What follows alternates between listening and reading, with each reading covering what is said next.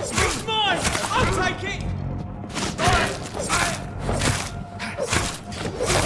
We have to stop it!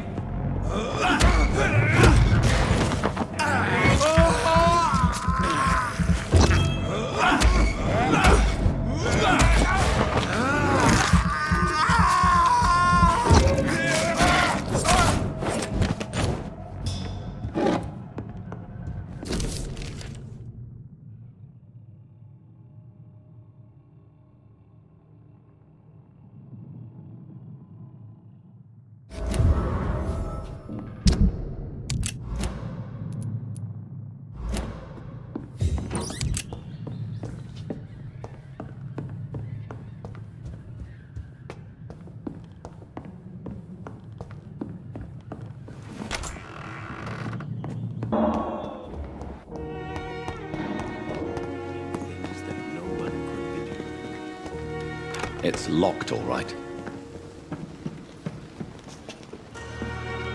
Good evening. I'm Dr. Reed. Always a pleasure to meet a colleague, sir. Especially when he was supposedly dead. A colleague? Are you a doctor too? Not anymore, sir. I used to be Dr. Rakesh Chadana.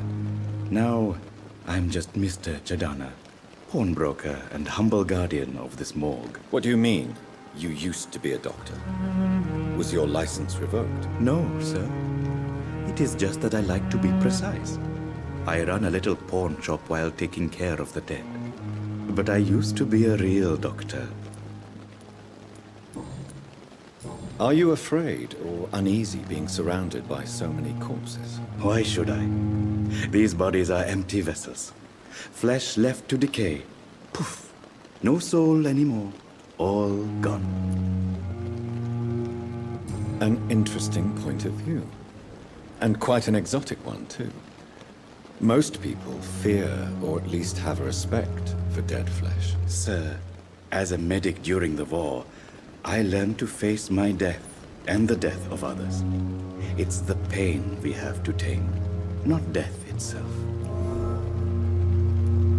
How did you get this job? After I left the army, I worked as an undertaker down by the docks.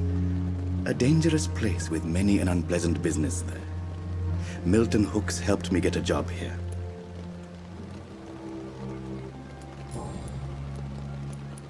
Have we met before? I don't think so, sir. Why? When we first talked, you said you were glad to meet me since I was reported dead. Funny story, sir. Your sister came here a few nights ago.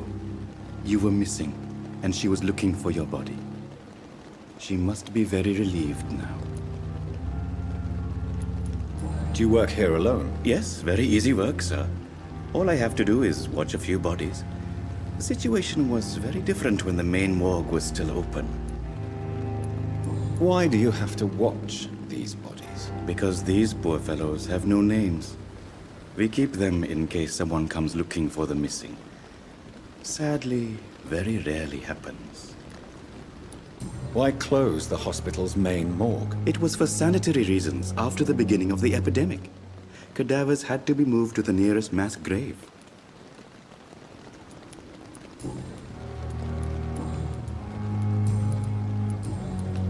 Please. Of course.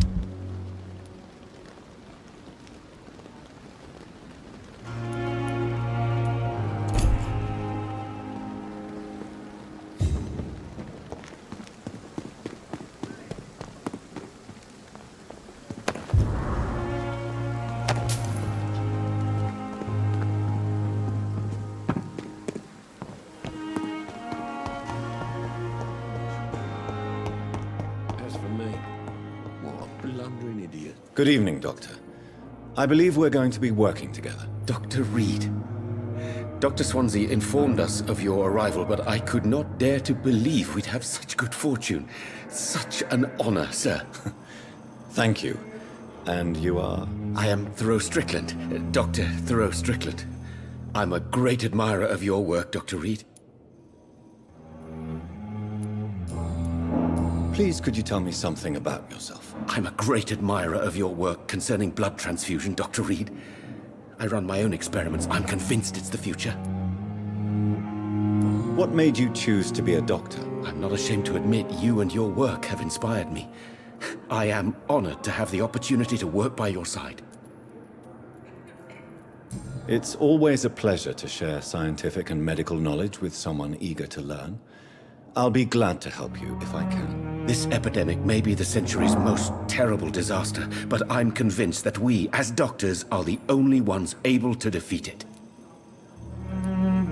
I based my technique on my mentor's research.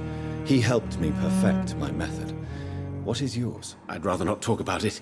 For now, it's just theories and first approach. My process is purely experimental and unsuccessful. As long as you're cautious and methodical, you may remain empty-handed, but you won't fail. You're not the first one to warn me, but I am convinced knowledge is the main weapon against the ravages of this epidemic. What can you tell me about the Pembroke? Well, it has always been an honor to work with Dr. Swansea. But with your arrival, I can't think of a better opportunity to learn about blood transfusion. You seem quite optimistic. It's a rare and precious attitude in these difficult times. I'm convinced that this epidemic is a test of endurance and dedication for us men of science. Questions remain about our capacity to resolve the situation. True. Last summer, during the first wave of the epidemic, I used to joke with Milton about the extra work. We're not smiling now. Do you need help with anything in particular? Well, yes, maybe. I'm waiting for a batch of products I ordered for my personal research, yet my supplier seems to have vanished. Do you want me to play the errand boy for you? Oh no, Dr. Reed. But if you went personally to his shop, what with your reputation and all, he wouldn't dare to refuse the products I need. I see. Well, give me the address, for I may pass by if I have time.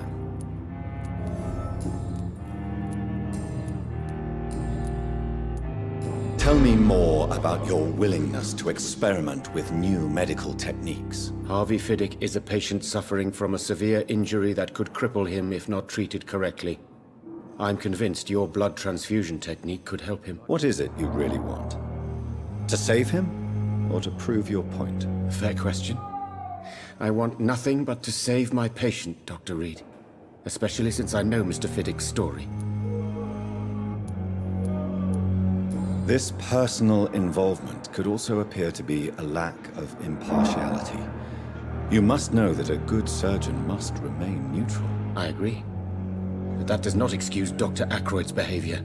A man who did not even take time to converse with his patient. Do you think keeping his distance was a mistake? All I know is that I'm taking care of human beings with desires, hopes, and fears. Not some biological machine comprised of blood, bones, and flesh.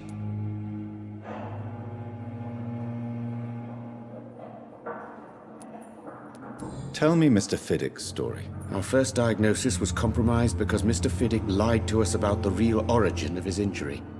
He first claimed it was an accident. But why would he hide such crucial information from us? Because he is a proud father, ashamed of putting his children at risk because of his own negligence.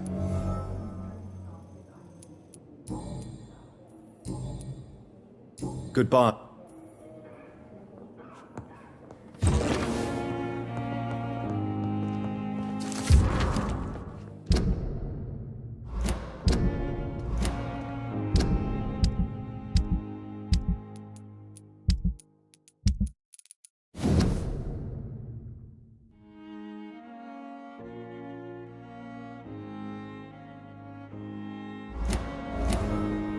How long must I wait, damn it? Blaming me will not further your agenda, sir. How long's it going to take to fix me properly? A month?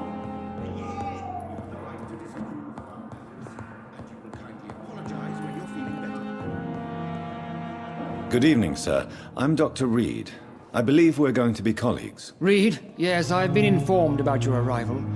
I'm Waverly Ackroyd. Welcome aboard, I suppose. Does my arrival inconvenience you in some way, Dr. Ackroyd? Let us just say that I don't particularly share Dr. Swansea's enthusiasm for hiring you. What we need here are reliable professionals, not overrated dabblers. If you have a problem with me, Dr. Ackroyd, please feel free to tell me. Dr. Swansea has imposed your presence on this hospital without asking anyone's advice. The benefit of his position. But I don't agree with it. I know we've never met before, but I believe this hospital could use all the help it can get. You will agree with that, I'm sure. Oh, but I have heard about you, Dr. Reed. Of course, you can't say the same about me, since I have not wasted my time courting the press. We may lack the resources, but we have some.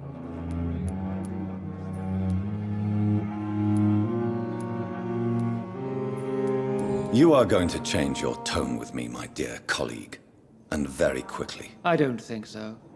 Perhaps you think yourself protected by Dr. Swansea, but I am still a free man, and I will speak to you the way I want. Since your tenure in this hospital is longer than mine, perhaps you can tell me more about this place. Let's just say I'm tired of the carelessness around me. I have always respected the skills of Dr. Swansea, but over time his enthusiasm has become displaced. Carelessness? Exactly what are you talking about? We're here to save lives. The people who trust us are not volunteering for experimentation. They're here to be healed. I don't intend to run any radical experiments, Doctor. Even if I, as any good practitioner should, express an interest in pushing the boundaries of medical research. Modern medical methods were created through audacity and ego. But there are rules in our line of work, and they're here to protect our patients. Tell me, Waverly, what do you think of Dr. Strickland's enthusiasm for his experimental research? Strickland is playing with his patients' lives for pride and glory. Now that, sir, is unethical. Are you thinking about something in particular? Harvey Fiddick needs delicate surgery. I believe we should stick to the usual procedure, but my young colleague obviously disagrees.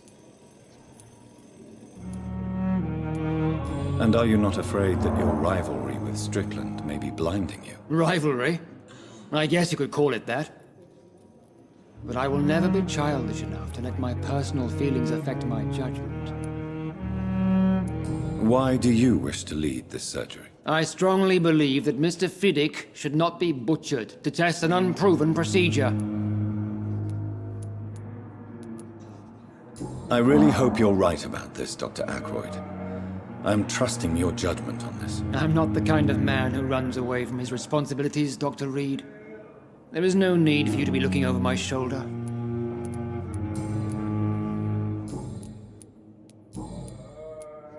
I don't know what you've heard about me, but I have already proved my value as a practitioner. I don't question your skills, Dr. Reed, but your motive.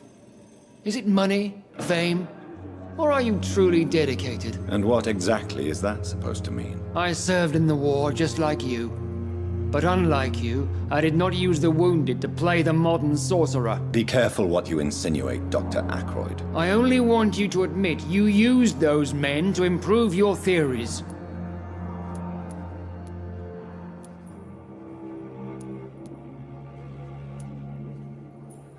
This is ridiculous. My blood transfusion technique saved many lives, and you know it. You see? That is exactly what I hate about people like you. You avoid this kind of accusation instead of facing reality. It seems you have bad memories of your military service. I refuse to see this industrial slaughter as scientific progress. War only reveals the worst in men. We can at least agree on something, Dr. Ackroyd. Thank you for your... We may lack the resources, but we have some of the most brilliant minds in London. Under the circumstances, I'm willing to give you the benefit of the doubt. Good evening, sir. I'm Dr. Reed. May I help you? I don't know if a third opinion is needed. Your colleagues are already arguing about my condition. I see. Would you mind telling me more about your situation? I'm Harvey Fiddick. All I want is to get me bloody arm fixed properly. Tell me about yourself, Mr. Fiddick. I'm just a regular guy waiting to get his arm fixed, so I can return to work and to my family. I was more curious about what you were doing before being hospitalized. I'm a carpenter, and a good one too. But that means I need both arms to feed my family, Dr. Reed. Tell me about the doctors who are arguing about your case. Strickland and Aykroyd. They both want the best for me, but there's a lot of pride there. Doctors are no different from carpenters, it seems. What do you mean? I often had professional arguments with rivals on a building site. Difference is, I disagreed about wooden nails, not flesh and bones. Are you satisfied with your treatment here? Well, it's clear that I've chosen a bad time to be injured. Forgive my bluntness, but you seem overwhelmed by cases of the flu. I won't lie to you about it. I'm afraid we are. Are you sure you don't want to operate yourself, Dr. Reed? I have the feeling you're very capable. And your colleagues seem to think so too. In other circumstances, you would be right. But for now, I don't think I can take on the responsibility. My apologies. You seem worried about the safety of your family. And it's obviously the reason why your wound troubles you so much. I cannot give up on my children now. They both need me living. What about their mother, if I may ask? She died in 1915 during one of the first Zeppelin raids. We never found her body. Tell me about your injury, Harvey. Why do you feel so guilty about it? My wife died because of me. And now I may lose everything because I've been careless enough to hurt myself. What an arsehole. How could your job be responsible for your wife's death? I was working a double. She went out to bring me a hot meal and got caught in a German bomb raid. You can't hold yourself responsible for your injury, Mr. Fiddick. Unless you tried to hurt yourself. Of course I didn't hurt myself. But I can't work until my arm is fixed. My children need to eat, Doctor. Tell me more about the death of your wife, Harvey. 1915. I was in the army. Building workshops for the Royal Flying Corps. Helen was happy I wasn't sent to the front. What happened? The Germans sent Zeppelins to bomb the construction site, but they missed their target. My wife was bringing my dinner when the bombs fell. I'm sorry for your loss. So many died during the bombings. I served in France and witnessed the carnage there. I would like to say that she didn't suffer. Truth is, I have no idea. I just know that I'm all that me kids have. Poor little bleeders. How are your children after losing their mother? They were smaller then. The only good thing about this is my Ellen didn't bring them with her that night. Goodbye. Sweet girl. Reads me like a book. Never could keep anything. Good evening. I'm Dr. Reed. Can I help at all? No. Really? Why are you here then? I don't want to talk. My throat hurts too much. I suppose that this pain is the reason you're here. Is someone taking care of you? Yes. And no. Could you at least tell me your name, sir? Mortimer. Mortimer Goswick. How painful is your throat, Mr. Goswick? So painful I'd rather not talk at all, Doctor. I'm sure you realize a doctor and his patient have to communicate, sir. Would it help if I gave you some paper and a pen? Not really. I see. Then maybe it's not just your throat that hurts, Mr. Goswick. Perhaps your sore throat is just the consequence of something more hurtful. Yes, maybe. But I don't want to talk or even write about it now. How So painful. I'll let you... Good evening, sir. Good evening. I'm okay. Tell me. I don't want... I have to... I'm all right. Don't waste your time with me. Good evening, madam. Can I help you? It's my son who needs you, sir. I'm Dr. Jonathan Reed. How can I help your son? I'm Beatrice Goswick, mother of Mortimer Goswick. Could you check on him, please, Dr. Reed? I've heard much of your talents as a physician. What can you tell me about yourself, Mrs. Goswick? Not much to say. Just take care of my Mortimer and I'll cover all the expenses. That's all that matters. Are you really that rich? Most of the patients here are of a more humble origin, if I may say so. Yes, thanks to my husband. May he rest in peace. I can cover any needed medical expenses. May I ask if you have an occupation, Mrs. Goswick? I'm a teacher by profession. I teach young women who are more ambitious about their futures than their families. What do you think of your reception here? Any complaints? I have had the uttermost reservations about this hospital since we arrived. But we had no other choice, considering the state of emergency. Is there something in particular that's bothering you? Some of the staff were not especially welcoming. I suspect they're not accustomed to dealing with patients of such social standing. Tell me more about your arrival at the Pembroke Hospital. What gave you such a bad first impression? The ambulance driver was quite rude, for a start. And that nurse, Miss Hawkins, seems to have quite a dubious attitude. What do you mean? She managed to secure a bed for my son despite the epidemic. It was a relief, but it wasn't cheap. She charged you for a bed? Yes, and I paid without question, considering the urgency of the situation. I share your concern, Mrs. Goswick. Be sure that I'll talk to the people involved. I don't expect compensation, Dr. Reed.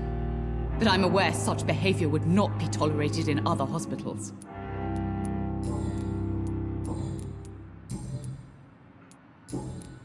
Goodbye, Miss. Good evening, sir. Doctor.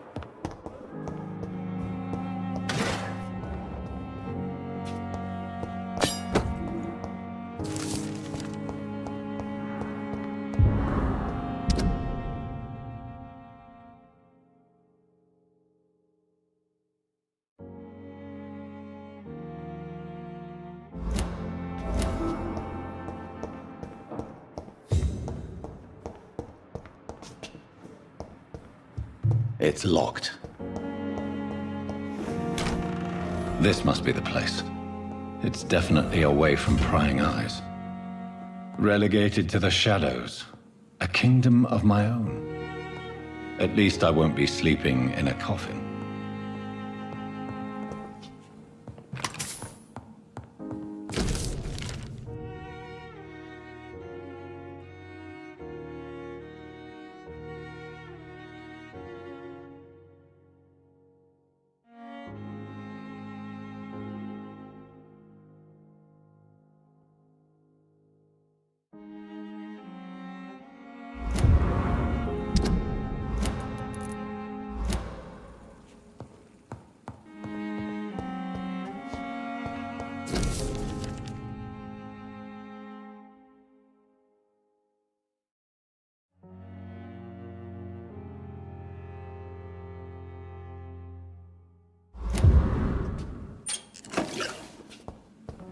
The flower's dying.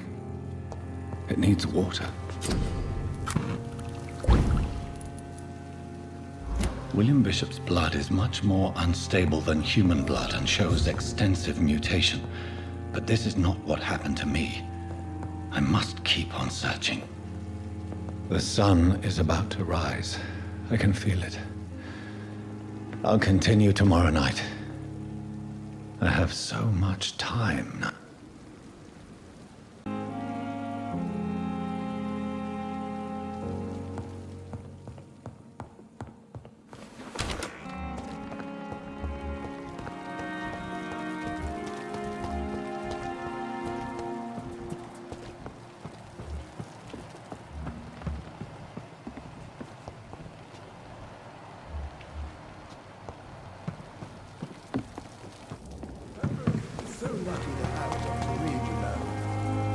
Good evening, Milton. Good evening, Doctor. Still trying to save lives? Why do you have such a mediocre reputation among your colleagues, Milton? Fuck them. Nobody knows the horrors I've seen since working here. This city was sick long before the epidemic, Dr. Reed. I know it's a difficult task, but correct me if I'm wrong. Is this not the job you are paid to do? I've seen babies left to die while their brothers were properly fed. Underage girls and boys sold to all manner of perverts. I'm sorry, I don't know what to say. Yeah, exactly. We lack words. So excuse me if I don't look on the bright side of life. Goodbye, Milton.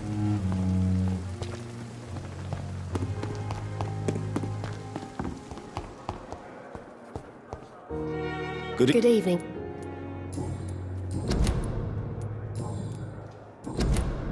Goodbye, Nurse Hawkins. Come now, we can handle this. You are going to reveal all your secrets.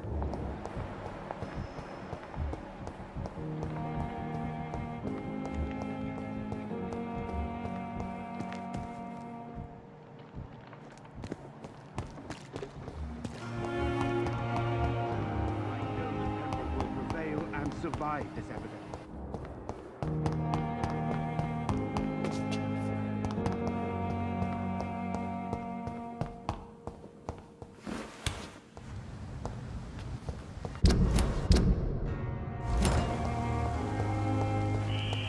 Scowl voices in the garden.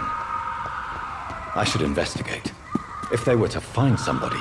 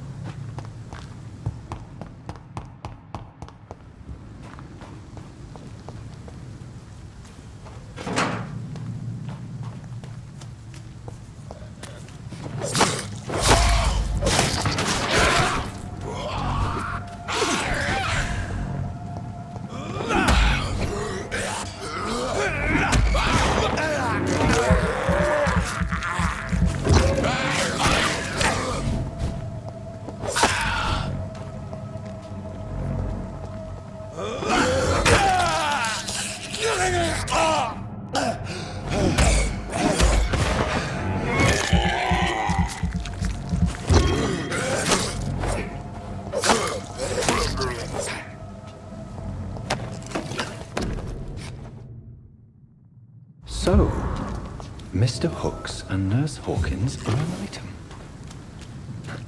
Those two have hidden their affections well.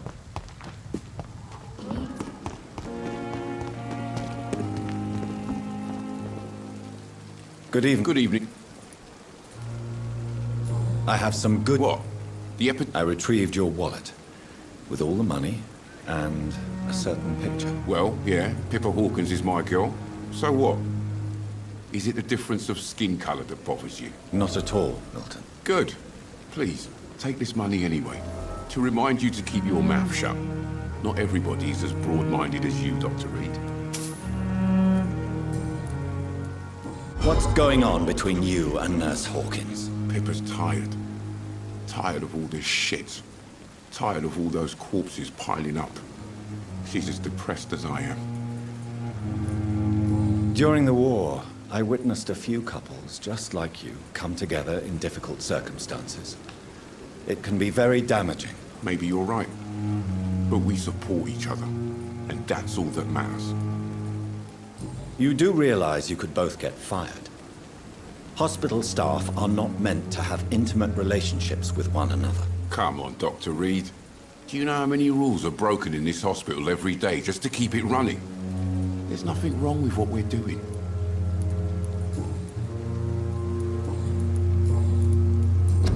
Goodbye, Milton.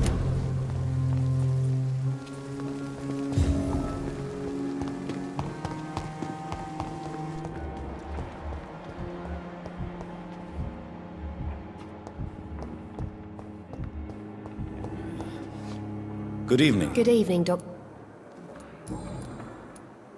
Pepper, I know you're very close to Milton Hooks. Yes? Milton Hooks is my man. If you want to report me for that, just feel free, Doctor. I have no intention of reporting you, Nurse Hawkins. But are you aware of the risks? The rules say I won't be allowed to work as a nurse anymore. But here at the Pembroke, we break rules all the time. Is he worth the risk? Hey, I'm no perfect woman, and Milton is not the finest bloke. But we do our best to get by. That's all any of us can hope for nowadays. Goodbye, Nurse Hawkins.